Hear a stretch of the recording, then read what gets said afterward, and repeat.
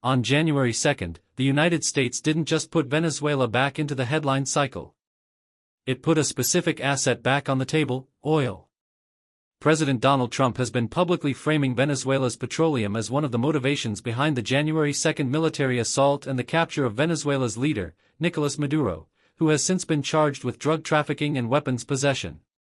So the obvious question is not whether Venezuela has oil. The question is, how much oil are we really talking about, and why does it exist there in the first place? Because when you look at the numbers, a lot stops being a description and starts being a geopolitical variable.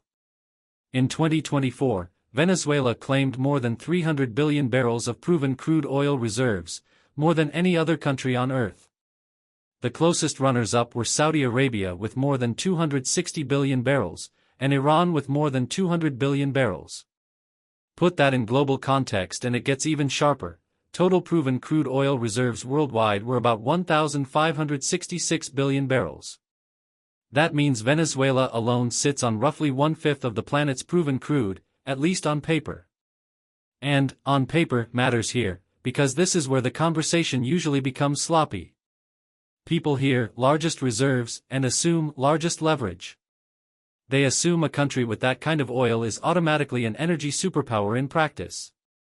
But reserves are geology plus accounting. Production is everything else. Still, before we get to the hard part, actually extracting and exporting it, let's deal with the why. Why does Venezuela have so much oil? According to Luis Zerpa, a petroleum engineer at the Colorado School of Mines, Venezuela's reserves are not some lucky accident. In his words, from the geology side, it just has the perfect location. That perfect location is really a story about deep time and a planet that never stops reshaping itself. Oil begins with a landscape that gets pulled in opposite directions. One region is pushed up, uplifted land, higher elevation, while a nearby region becomes a low-lying basin. Then gravity does what gravity always does: rock and sediment erode off the highlands and slide down into the basin. At the same time, that basin also collects organic leftovers, plants and animals, the biological clutter of ancient ecosystems. Now you wait. Not for years. For millions of years. As more material piles on top, temperature and pressure rise. Sediment compacts into rock. And that organic material, under the right conditions, transforms into oil and gas. But here's where it gets technical in a way that actually matters. Whether you end up with more oil or more gas depends on two key factors. First, how much rock ends up piled above the organic material. There's a specific depth zone petroleum engineers talk about called the oil window, generally somewhere between 4,000 and 12,000 feet below the surface. In that window, conditions favor oil formation. Go deeper than that and the chemistry shifts. Organic matter is more likely to turn into gas. Second, the source of the organic material itself. Marine plants are more likely to become oil. Terrestrial plants are more likely to become gas. In other words, ancient sea-based organic matter tilts the odds toward crude oil. So you've got hydrocarbons forming deep underground. But they don't just sit politely where they were born. As oil and gas form, and as tectonic plates keep moving, the surrounding rock fractures. Those fractures matter because they let hydrocarbons escape the source rock, migrate upward, and collect in more porous rock layers that can trap them in place. That trap is what turns "we made oil" into "we have a reservoir." Now zoom back out to the map, because Venezuela's map is basically a tectonic intersection. Venezuela sits between the Caribbean plate and the South American plate. And the Nazca plate, which underlies the Eastern Pacific, also helps shape the regional tectonic pressure. The jostling of these plates lifted the northern Andes and other highlands in the region, while at the same time creating multiple sedimentary basins, exactly the kind of low-lying collection zones where the oil story begins. The article identifies three basins in particular that have produced oil and gas: the eastern Venezuela basin in the north, the Maracaibo basin in the northwest, and the Barinas Apure basin in the west.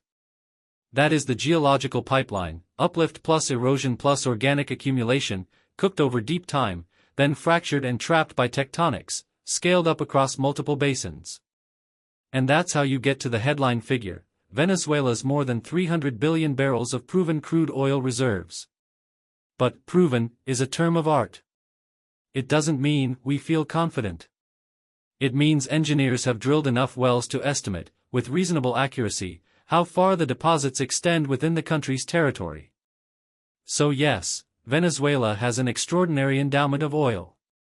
Now the pivot: getting that oil is a different matter. Venezuela's oil production peaked around 1970 at roughly 3.7 million barrels per day. Then it fell steeply starting in the late 1970s and continued dropping during the 1980s. It recovered in phases, some rebound in the mid-1990s, another in the early 2010s. But by 2025, Venezuela was producing only around 1.1 million barrels per day. That gap, between largest reserves and modest production, is where geopolitics becomes reality instead of rhetoric. And it's also where the post-capture narrative runs into engineering and capital. Analysts cited in the piece expect that even if there is a political transition following Maduro's capture and arrest, output will barely rise for at least the next 2 years. The reason isn't mysterious: aging infrastructure has severely constrained production, and reversing that decline would take billions of dollars in investment and several years to execute, exactly the kind of timeline that doesn't fit neatly into slogans or news cycles. So if you're trying to understand what Trump's push to take control of Venezuela's oil practically means, you have to hold two truths at the same time. First, Venezuela's oil is real, enormous, and structurally rooted in geology that gave it a rare advantage: multiple basins formed by a chaotic tectonic neighborhood, fed by ancient organic material, then trapped and preserved over deep time. Second, oil in the ground is not oil in the market. Oil in the ground is potential energy. Oil in the market is an industrial system: wells, pipelines, upgrading capacity, maintenance, skilled labor, stable financing, and sustained investment. When that system degrades, reserves become less like a weapon and more like a locked vault with no key. And that's why Venezuela's oil story, right now, is not just about the size of the prize. It's about the friction between geopolitics and geology on one side, and infrastructure and investment on the other. Because the world can stare at a bar chart showing Venezuela at the top, more than 300 billion barrels, sourced to OPEC's statistical reporting and visualized by Amanda Montañez, and still miss the real question. Not who owns the oil, but who can actually produce it, at scale, on a timeline that matters.